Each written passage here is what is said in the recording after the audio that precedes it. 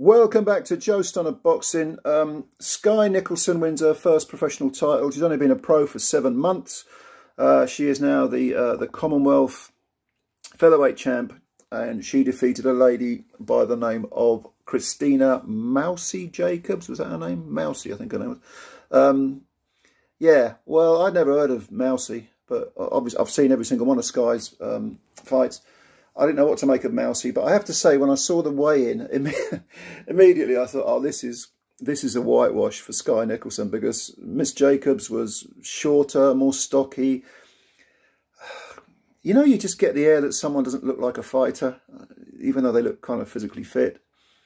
That was a little unfair, because actually Krystina JACOBS did display a lot of heart and a lot of guts, but she had no answer to anything that SKYE Nicholson did. JACOBS, in fact, came in with a 6 wins and 3 defeats record, and she'd lost 2 of her last 3. In fact, she'd been stopped in only 6 rounds of an 8-rounder by a lady called Rebecca Hawker last year, and that was a year ago. I think that was in last October, yeah. So looking at a box rec record, I just thought, okay, there's a lack of depth in the women's game, which we know about. And when you get a talented fighter like SKYE Nicholson, who is very, very talented and has gone through the amateur system, it's probably more depth in the amateurs than there is in the professionals even today, although it is changing. But you look at the amount of professionals there are in any one weight division, the women's discipline, there aren't that many. So when you get someone like SKYE, who has talent, how is she going to get tested? It's very difficult to bring someone up. And so this was only her 5th pro fight. And I think one way that you can make a statement, because this is the entertainment game and you need to look exciting, even if you're fighting someone who is leagues below you, who just doesn't have an answer to anything you do, as was the case with Krystina JACOBS, you've got to look good doing it. If you've got, okay, she was toying with her in a boxing sense. She was winning every round. A couple of the judges gave Krystina JACOBS, I think one of the judges gave her 1 round, another gave her 2 rounds. I've no idea where they got those from. This was an absolute whitewash for SKYE Nicholson. But what you've got to do is you've got to stop these girls. You've got to beat them up, not just beat them, but in order to appeal to the audience and to make a name for yourself, you've got to do that. Otherwise, it's kind of, you know, yeah, you're a great boxer and everything, but you're not going to sell tickets. And you know, SKYE Nicholson, very photogenic, very lovely looking girl. Lovely, you know, pretty round, smiley face, mushy face, you know, definitely photogenic. Maybe get her to the point where she transcends the sport, but she's got to do it in the ring. And she's doing it from a boxing point of view, because she's a southpaw, she's got a very relaxed, I say relaxed style, but she does a lot of feints. It's not like she's just standing there. She feints a lot. She loves to counter punch. She seems to be a pure counter puncher. She was smiling all the way through the fight, and so would I have been if it had all been one-way traffic like this fight was. But she's not being tested, and you can be tested, even though you've got that amateur pedigree. In the professionals, as it is 10 2-minute rounds and not 3 2s, you can be tested.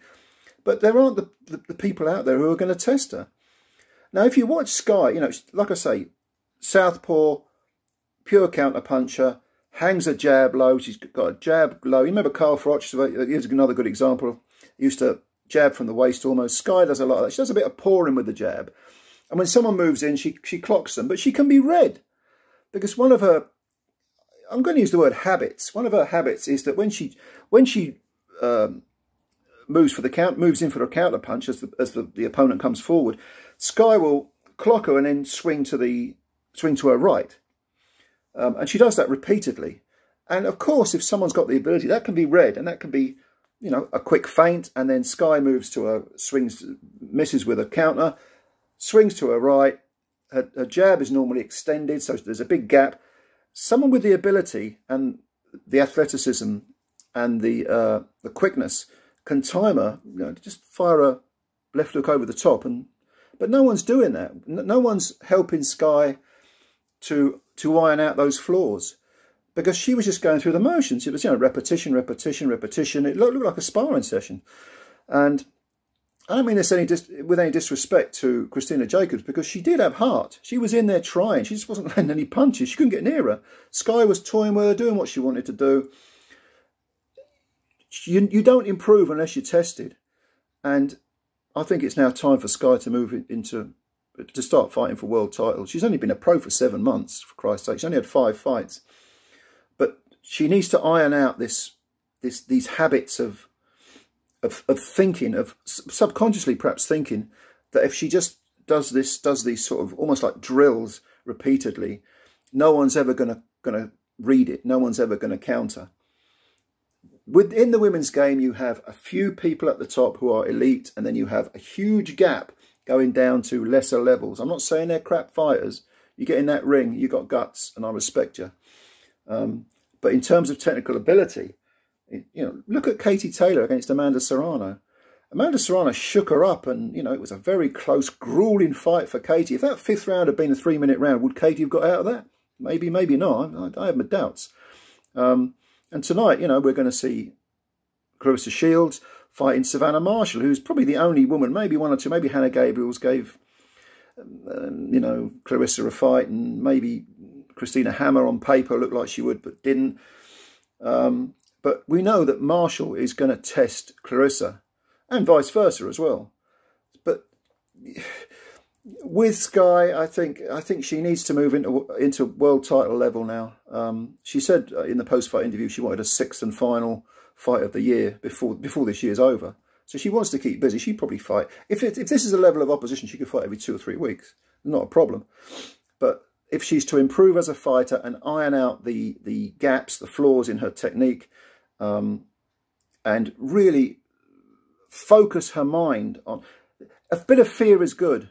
A bit of fear is what stops us from running across the road. We look both ways because we don't want to get run over. That's fear. And it makes us focus on what we're doing. Okay, and we might get sloppy occasionally, but generally speaking, a bit of fear is good. I think Skye needs that because, get to the top of the game, win the belts and hold them. Complacency, there's no room for complacency in any of this.